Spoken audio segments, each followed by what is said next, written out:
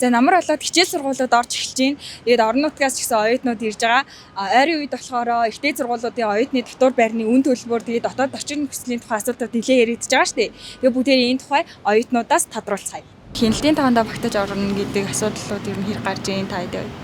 Гарна нөө яг сургууль нь айгу олон суралцтай болохоор орон нутгаас их орж байгаа болохоор төрүүлж бүртгүүлснүүд нь тэгэл гарч чаддаг шүү дээ. Нэгдүгээр курсынхнийг аавна гэж тэгдэж штэ ямар ч тийм ямар нэгдүгээр курсынхнийг аваад би болохоор одоо ингээ хоёр дахь курсахгүй. Гэтэ ингээд тэр нөгөө веб дээр нэгцэн хугацаанд ингээд хүүхдүүд амар олоолаа байгаа болохоор ингээд айгу хурдан дүүрчдэг.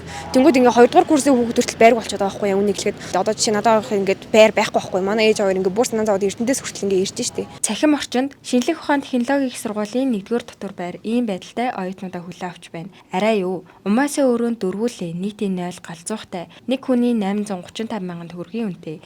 Тэгэхээр энэ өөрөө 3,340 мянга. Гэсэн тайлбартаагаар энэхүү бичлэгийг нийтэлжээ. Тус видео олонний шүүмжлэлийг дагуулад байгаа юм. Үүнээс гадна 9-р сар эхэлж байхад Монгол Улсын их сургуулийн дотор байрны засварын ажил эд өрнөж байна. Засвар дуустал байр түрээслэх үү, буудлаар байрлах уу гэх асуудал орон нутгаас ирж буй оюутнуудын дунд хөвсөөр. Тэгвэл энэ тухайн оюутнууд ямар байр суурьтай байгааг хүргэе.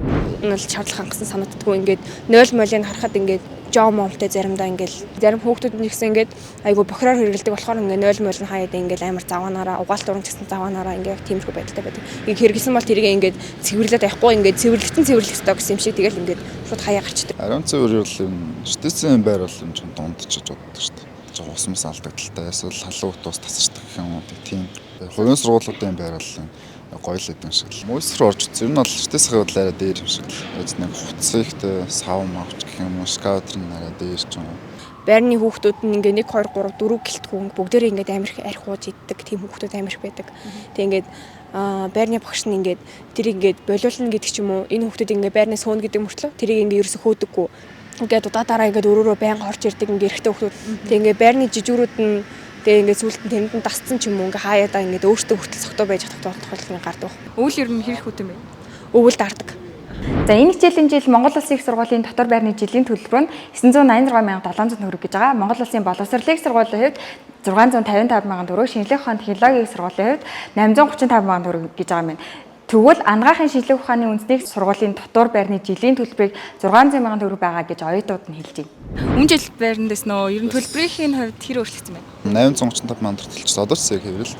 Ер нь засвар жилийн жилд хийдэг байгаа юм шиг л байна шүү дээ. Тэг ороход их хэврэл. Түрээсийн байрнаас л гайгүй.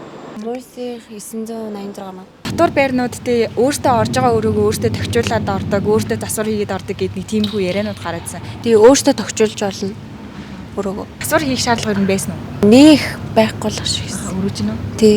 Та хэдийн хувьд төлбөрчүүд 835 мянга тэгээд барьцаа 30 мянга гэхээр 860 гаруйд болж штэ. Тэгээд тэгэнгүүт жилийн хугацаанд бол энэ төлбөр ер нь хэр санагддаг вэ? Энэ хангалттай санагдчих тэр нь бол жилийн хугацаанд байрлаж байгаа юм чинь тэгтээ боломжийн үнэтэй л 986 мянга гэхэд тэнгууд дотоод орчин нь үнтэйгээ хэр нийцж ийн? Үнтэйгээ дотоод орчин таарсан юмсаа. Энд ажгүй гайгүй. Дотор байрны үн төлбөр боломжийг хэдийч амьдрах нөхцлөөс гадна хяналт сул гэдгийг оюутнууд хэлж байгаа юм. 2024-с 2025 оны хичээлийн жилд 145 мянга орчим оюутан ихтэй сургууль коллежид суралцсан гэсэн урьдчилсан тооцоо гарсан байна. Тэгвэл оюутны байр нийт оюутны 10% хүрэлцгээр байгаа гэж салбар яамнаас мэдээлсэн. Оюутны дотор байрыг тойрсон асуудлууд дээр боловсролын яамнаас ямар арга хэмжээ авч ажиллаж байгаа бол? За яамны зүгээс бол ихтэй сургуулиудад суралцагчийн одоо суралцах орчин, амьдрах орчин, дотор байрны асуудлууд дээр одоо онцгой анхаарч ажиллах талаар чиглэлүүдийг бол байнга өгч ажиллаж байгаа. Боловсролын яамны зүгээс бол ихтэй сургуулиудын дотоод асуудалд бол оролцдог байгаа. Энэ бол хуулиараа заасан.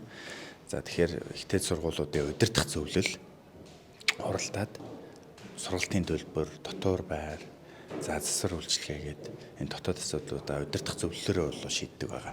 За Монгол Улсын хэмжээнд 2023 оны сүүлийн байдлаар төрийн болон төрийн бус өмчийн ихтэй сургуулиудын 69 оюутны байр байгаа гэсэн тооцоо гарсан юм байна. За энэ байруудад нь болохоор 14 мянга орчим оюутнууд амьдарч байгаа гэсэн дуун гарсан байна. За эдгээр оюутны байрны 47.5% нь буюу бараг тал хувь нь 1950-аас 1979 онд баригдсан. За 40% нь болохоор 1980-аас 99 онд баригдсан хуучны барилгууд байгааг гэж боловсролын яамнаас хэлсэн байгаа.